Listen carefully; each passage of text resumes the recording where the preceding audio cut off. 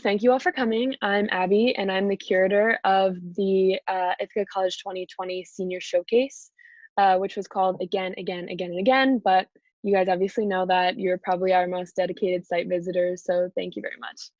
I have with me today, in addition to all of you guys, obviously, our four art BFA majors. So I have Luke Bonadonna, who's a printmaker from upstate New York, Kalina Hertafeld, a visual artist from Michigan, Kate Rockefeller, a painter also from upstate New York, and Sam Unger, thanks for waving, Sam Unger, a drawer and illustrator from Montclair. So just at the beginning here, these four creators are quickly going to give us some insight into their thesis projects that they've been working on for the better part of this past year. And then at the end, we'll have a short Q&A. If at any point you have questions, you can drop them in the chat, which will be like the bottom center of your screen. And then at the end, of course, you can unmute yourselves and ask those questions if you would like. So since we don't have too much time, yes, thank you, Mara, for doing that. Since we don't have too much time, I would just like to go ahead and get started. We're going to begin with Luke, and hopefully he can tell us a little bit about his project, Home Was Here. Cool. Can you enable sharing for me? I have a quick little presentation. Yes. Give it a go now. Got a quick presentation. So I'm Luke Bonadonna. I made Home Was Here for my senior thesis, which I'm sure most of you have seen. So I'm going to talk a little bit about it. Yeah, so first off, this was my summer scholar work from last summer, which is an opportunity I was given by the Humanities and Sciences Department at Ithaca College to create an installation-based work, which was my choice. And I was really happy with how this came out, but at the end I wanted to focus more on screen printing. As you can see here, my screen prints get sort of buried, which it works for it, but I wanted to focus more on screen printing. So before all this craziness, I was thinking about doing an installation-based piece with large format screen prints, specifically 4x8 foot screen prints that were chaotic and repeating imagery. And they were going to be hung somewhat like this. These were photos I took of like testing it in our studio space. And then after everything, I had to kind of reconfigure. But it sort of actually worked with my work because I came back to my house in Ithaca with all my prints, and the prints, so I'll get into the content a little bit briefly, are about like my personal memories and how digital memories and personal memories are sort of like physical memories are sort of stored, and how they can both be confusing and kind of chaotic at times, but they kind of come together to give us our memory as a whole. And so in these prints, there's even text. Actually not letting me scroll through, but okay, here we go. Yeah, so there's text in these imagery that says actually like 608 South Albany, which is the house I'm in right now, and that these prints were eventually installed on. And I just became really excited by the opportunity to photograph these in a way that I was not thinking about for the whole time I was creating these for the 2 semesters I was working on it. Like little points like the way that the error message on the left connects with the roof and the print connects there, really exciting to me. One thing that was really important to this was the use of printmaking and specifically screen printing to give me this repetitive, but the repetition, but the ability to augment that repetition as I go. And once I started photographing, I realized that even warping this fabric I was using, like added another layer of abstraction and warp to this. I was thinking a lot about how these prints would be illuminated because they are on a sort of transparent fabric. So I definitely wanted to capture that for this digital exhibition. And I was thinking a lot about, how to put these together to kind of give a whole view of it. I really wanted my goal was to make sure that I took this work that was originally supposed to be an experiential installation-based work and make it be able to be understood through digital means. It added a weird layer of meta to my work because it was already about digital and digital memory and all this stuff. And now we're all forced to do all of our conversing and stuff through things like this digitally, which can be kind of a headache sometimes. And another thing that I learned while doing this was when I scanned them, I found a layer of detail that I had never known, that I've been using this fabric for about a year, as I showed you, since my summer scholar work. And I had absolutely no idea that it had this level of detail within it, and the interweavingness of the fabric and the textural qualities. And just zooming in on the ink once again added another layer of abstraction to my work. And abstraction is something that I'm really just starting to dip my feet into. So I think that that's probably been about 5 minutes. Thank you very much for sticking to that timeline, but also thank you for sharing this with us. That was great. So next I'm going to move over to Kalina, or actually first let me make a reminder, if you have questions for specific artists, if you could hold them for the end, but if you have them now, you're welcome to put them in that chat box that is in the center bottom, like I said. Next I'm going to hand things over to Kalina if you wanted to tell us about your project Slippery Semblance. Also Luke, you're still the host, so if you wanted to switch that over to Kalina, could you do that now? I don't think I can control it. I don't know how to. Okay, I lied. I'm gonna try and do that now. All right. So yeah, I didn't put together as fancy of a presentation as Luke did, but I'll just share my screen so we can look at the photos while I talk about them. 1 second, sorry. Okay, thank you, the host now. Okay.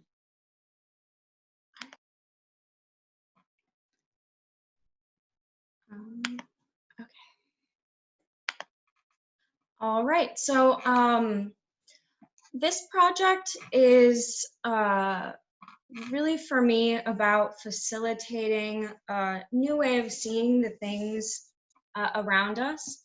So I am have throughout my time at IC become more interested in sort of picking apart and second guessing the generalizations we make and our sort of first instincts when we look at things, and sort of how we tend to organize a lot of things into different boxes that can be reductive at times. So I've been exploring this idea for a while in a lot of different ways, and I see this work sort of as a visual representation of something that can't be categorized.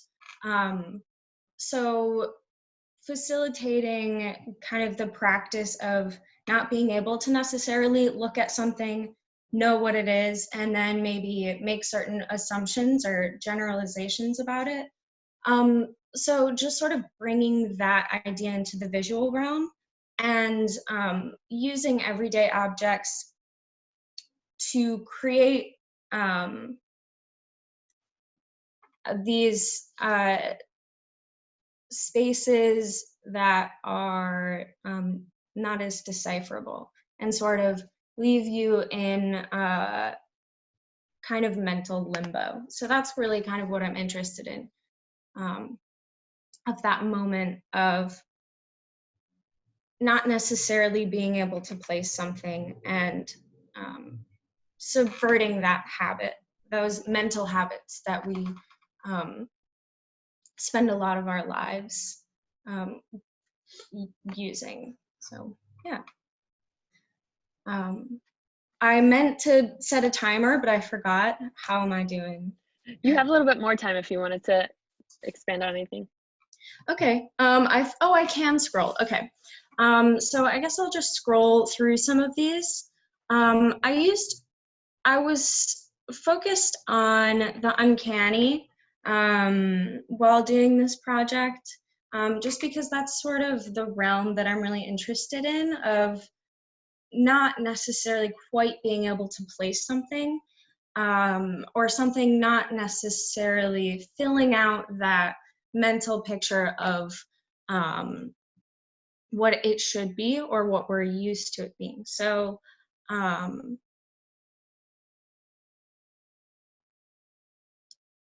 earlier when I was thinking about the feeling evoked from these pieces,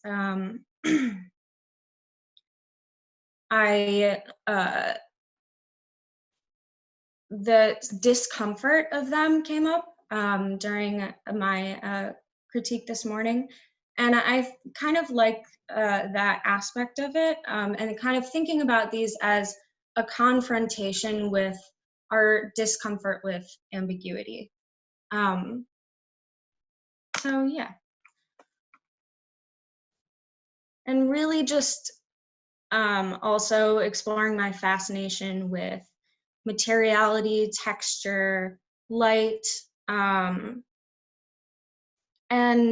also the beauty that can be found in a lot of these things that we take for granted when we sort of look at them, see what they are and move on, classify them and move on. So I guess there is sort of an element of slowing down in these as well. Yeah, I guess that's about all I would like to say. That's perfect. Thank you so much for sharing that with us. And speaking of sharing, I'm gonna try now to hand that screen sharing ability over to Kate. Let's see. Well, first I have to reclaim the host. Okay, Kate, I'm trying, I'm sorry. Oh, this is fun, Abby. Hi, everybody.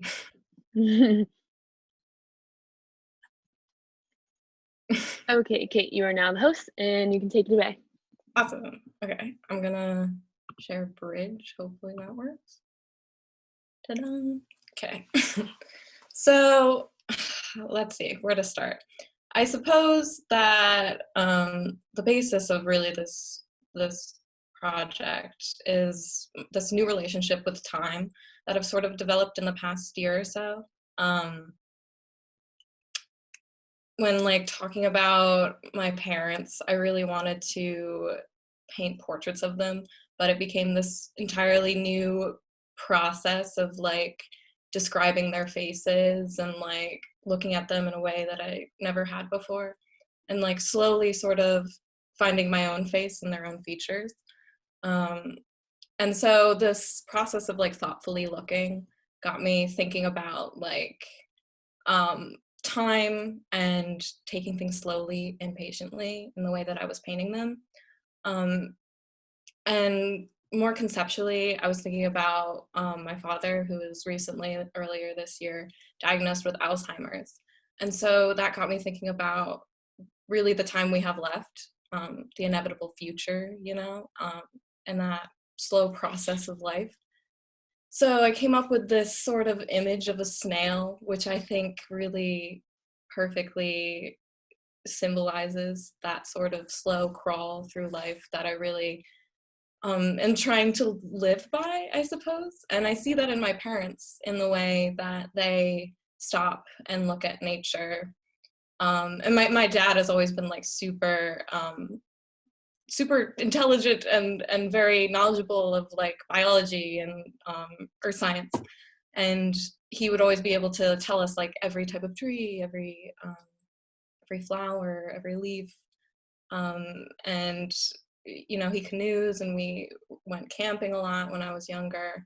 And so this idea of like nature and my family's connection to nature really propelled this idea forward of like to patiently and thoughtfully live your life in connection to, you know, how nature crawls, how a snail will crawl across a blade of grass, or how slowly fungus will grow, and all these different things, you know, they help with the process of decay and decomposition. And in that sense, although it sounds a little morbid, I think about how my parents are getting older, but how it's like this sort of graceful embrace of life's inevitable, you know, decay, which, yeah, I don't know. I see it as this peaceful, beautiful thing. And I think in this time that we are in now, of uncertainty, it seems like there, you know, is no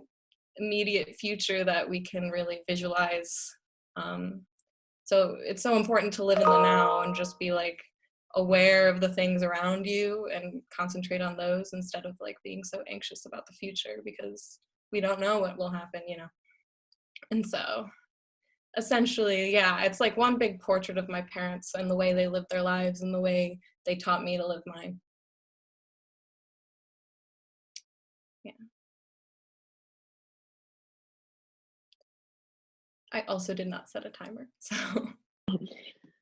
You have another minute or two if you wanted to keep going, but you don't have to. I'll just comment. So I installed this obviously behind me on a basement wall, which was not like the initial intention, but you know, I think this whole new process of being resourceful and figuring things out, now virtually not being able to be on campus also added a lot to the process. So That was perfect timing. Thank you. thank you. I'm just going to take this moment to reclaim myself as the host, but also to remind everybody that if you have questions for specific artists or just something that you're afraid you'll forget in the next couple of minutes, you can always drop it in the chat box below. So our last featured artist is going to be Sam Unger, who can hopefully tell us about his project Beam Me Up as soon as I make him the host.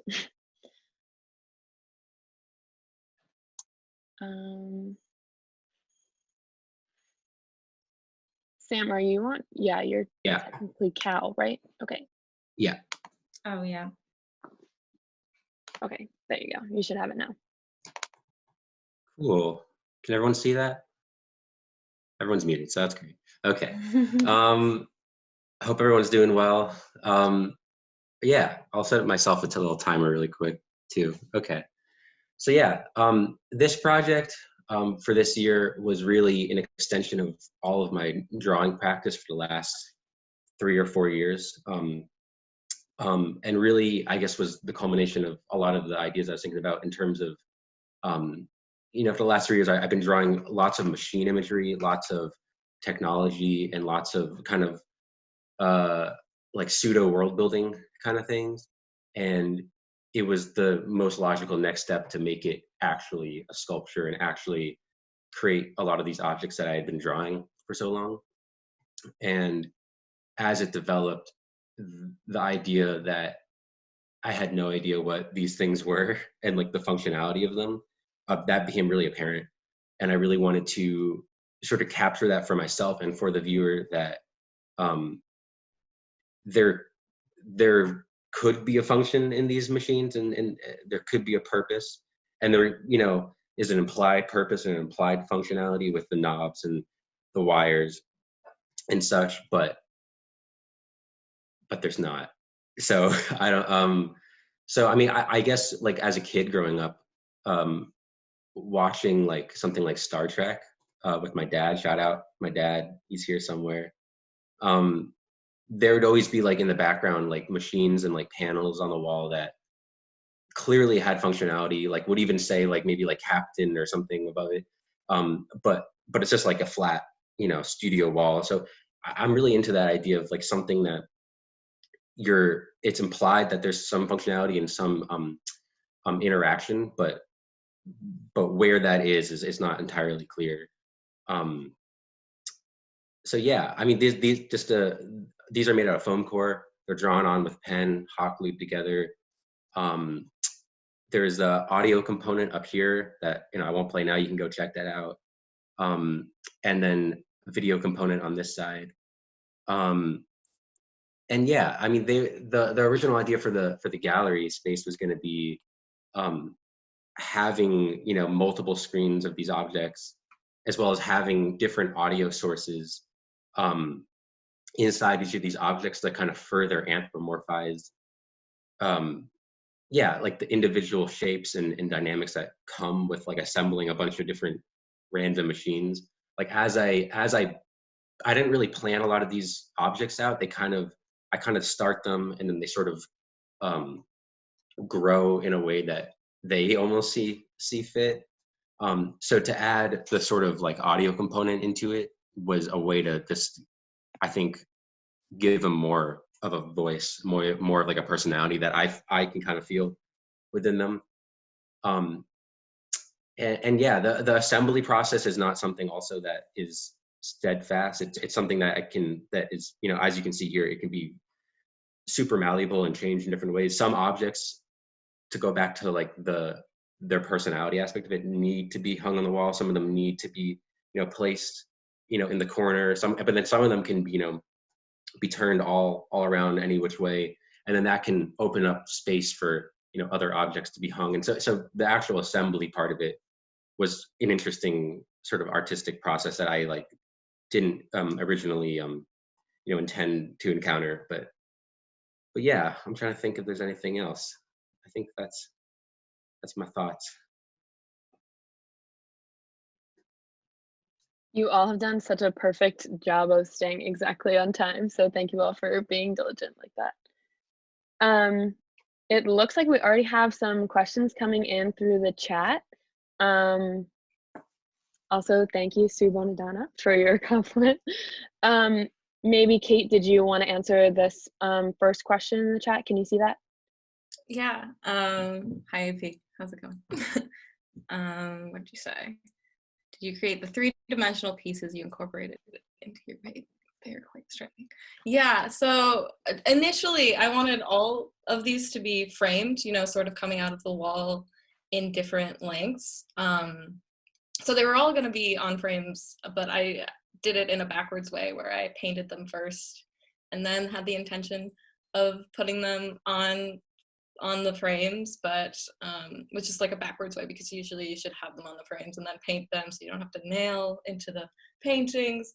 But now that I'm home, I don't have any like you know, wood shop equipment, so I sort of decided to just have these framed ones and sort of you know, sparsely arrange them throughout the flat ones on the wall.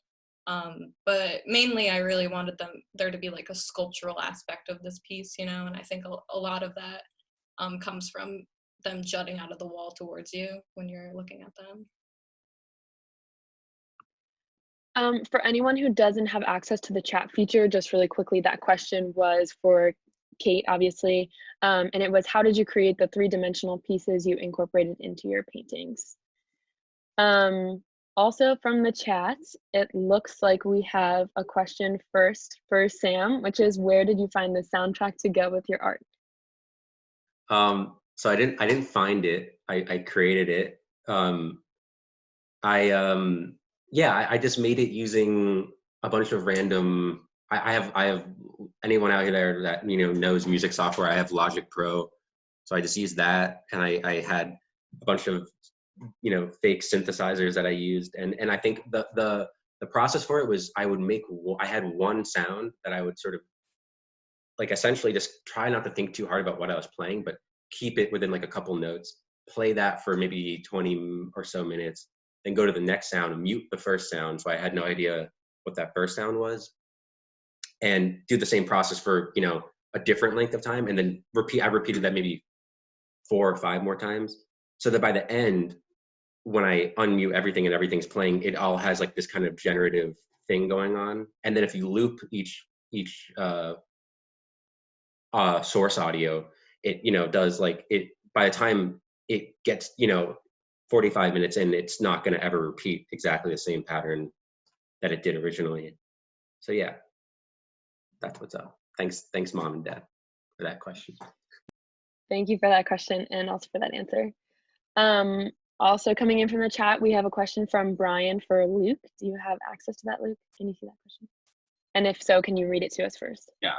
So Brian asked, could you speak about PNG text that you included in your prints? I'm curious what photos you chose to include in text form and how that relates to the digital memory aspect. So they're actually not real. It says PNG, JPEG, and PDF for the 3 that are actually in there. I think it's like My Room, 8 Lafayette Road, and 608 South Albany with like underscores and stuff in there. Also there might be the sound of construction outside, which is sort of fitting, and also kind of sounds like some of Sam's audio stuff.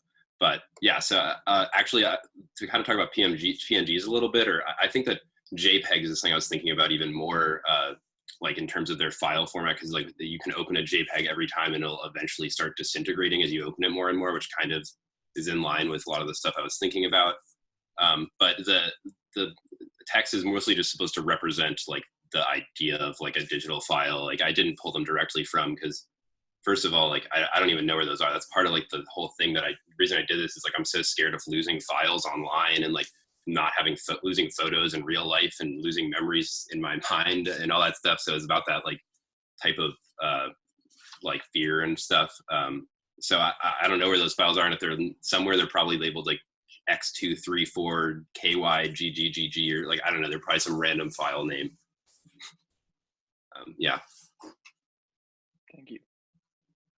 Thank you both. We have, so first of all, actually, we have Mara Baldwin, the gallery director, is being really helpful in the chat. She is putting our artist names and the link to the site, so that's all available down there if you want. She's also pointing out that in the bottom left corner of your screen, you can unmute yourself if you wanted to ask a question out loud. But in the meantime, we have another question from Rob K that says, are there any plans to allow these seniors to display their work in a gallery at a future date? So any four of you can take that if you would like, or Mara. Well, I can jump in here because I think that there's a little bit of unknown, and I think that plans moving forward will become more clear once we are into June.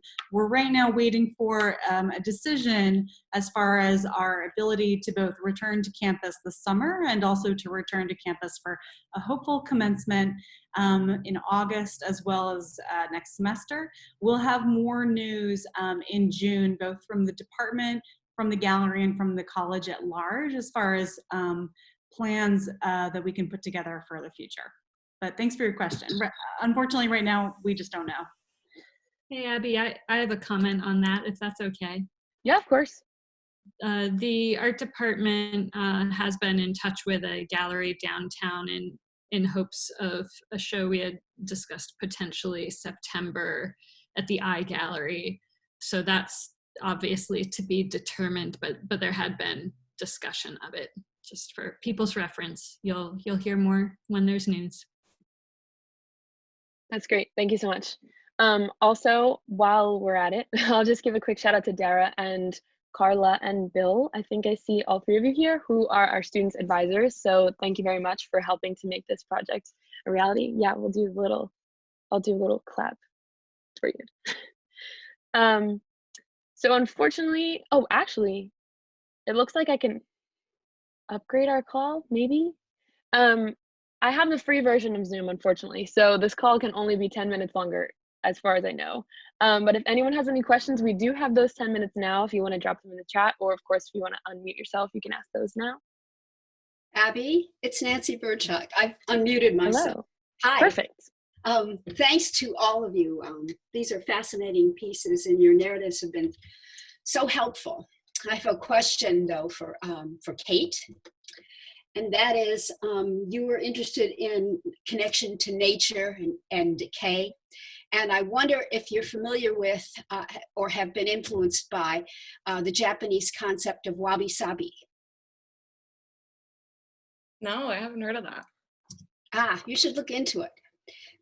It's really about the idea that there is beauty in decay. And it's a concept that's influenced traditional Japanese art for centuries. So that's W-A-B-I-S-A-B-I. W-A-B-I-S-A-B-I. Wabi-Sabi. Thank you so much. Sure. I just noted that too. Thank you for sharing that with us. While I check to make sure nobody is accidentally in the waiting room. Yeah, looks like we're good. Anyone else have any questions, any comments, anything that you wanted to add? I have a quick question for Kalina. I was wondering if you could talk a little bit about how you chose to arrange your photos, because they're, you know, these kind of obscure, vague, it's difficult to see what's in them. And there's so many that obviously arranging them is like something. And I was wondering if it was like a very particular process in terms of how you ordered them, or if it was more just sort of done by emotion or feeling. Yeah, this was a process that was kind of really had a wrench thrown into it by everything having to be digital. So what we actually ended up doing was Abby and I having a Zoom call and me telling her where to put everything and rearranging everything. And everything in the site was numbered, so that made it a lot easier. But so yeah, that was a funny kind of little intermediary in that process. But I guess I would just say that I did it pretty instinctively. I wanted to spread out the repetition, but also keep it close enough together that you still sort of noticed similar objects together. Just really balancing the colors, if there's something that's in sharper focus and something that's softer. So yeah, I guess just sort of instinctively trying to find visual balance and figure out where to put things that had repetition in them. Awesome. Thank you very much. These have all been really great questions. Thanks everyone for participating.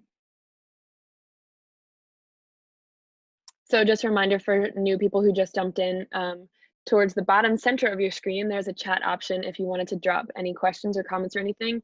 And at the bottom left, you can unmute yourself if you wanted to just speak up and ask anything.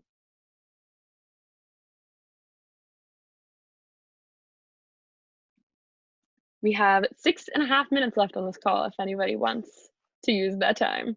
If I'm allowed to ask another question quickly for Yes, of course you are. Sam, with the audio for your project, did you associate, like, I know you said that not all of the panels had necessarily like a function in your mind, but did you associate certain sounds with like certain shapes and like panels that you had drawn? Like, did you almost like, maybe you didn't know exactly what they did, but you could tell like the sound that they would make and kind of Yeah, that they totally. would inhabit? Yeah, I made them in the art building in the study room, and I was just looking at each of the objects while I was making one of the sounds, and just like trying to imagine like it having a conversation or something, like a one-sided conversation, and I like do like a and then like stop and then like, you know, do it again. Yeah, I mean, Bill really helpfully pointed out to me in this process the way like the rhythms that kind of occur in like my drawing style, and like the sort of like musicality that he saw in, I guess, in my drawing style. So yeah, shout out Bill. Thank you. That was helpful. Thank you. Thank you for your questions, Brian. These are great.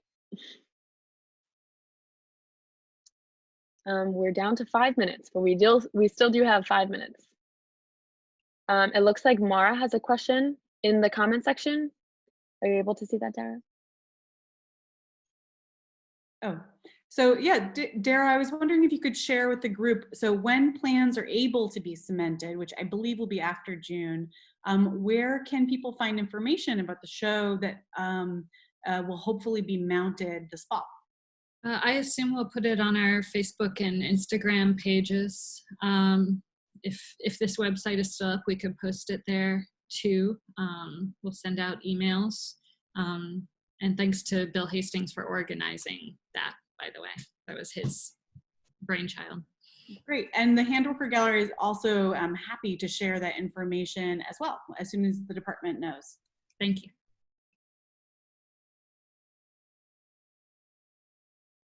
So just another reminder that we have a couple minutes left if anybody wants to throw in some last comments or questions or anything. Thank you all for being so complimentary in the comment section and also in the guest book section of the website itself. It's been really great to hear all of your feedback.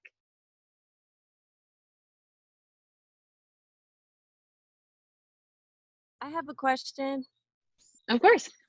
I'm wondering what the BFA students, what advice they would give to other students coming up. I mean, of course, your situation was so incredibly unique and hopefully it never happens again, but just any advice or feedback from any of you, anything that resonates that you learned during your time that you would pass on.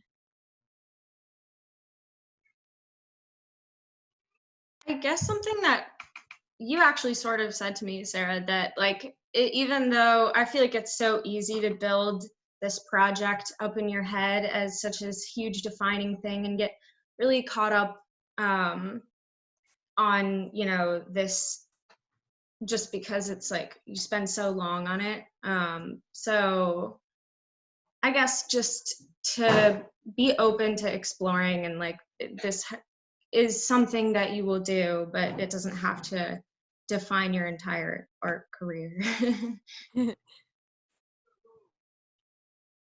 I can definitely like agree with that. I think I spent half of the first semester, Darren knows this, like just worrying and just like feeling so self-conscious about not making enough.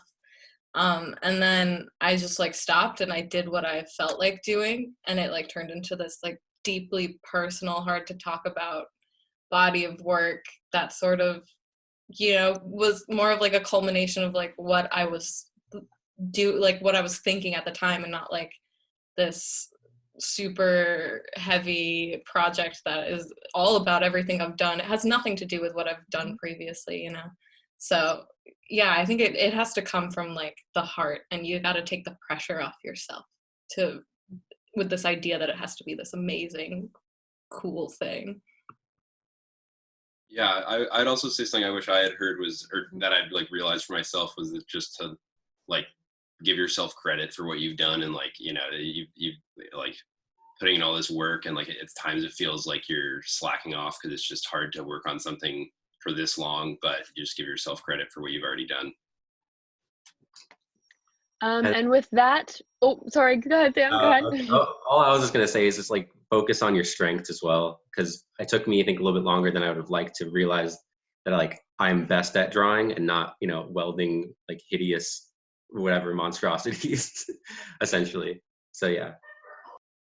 I think our time is about to be done, so I'll just say thank you everyone who was able to tune in, and thank you all for checking out the site. Thank you to our artists, our directors, our advisors, everybody who's helped us along the way.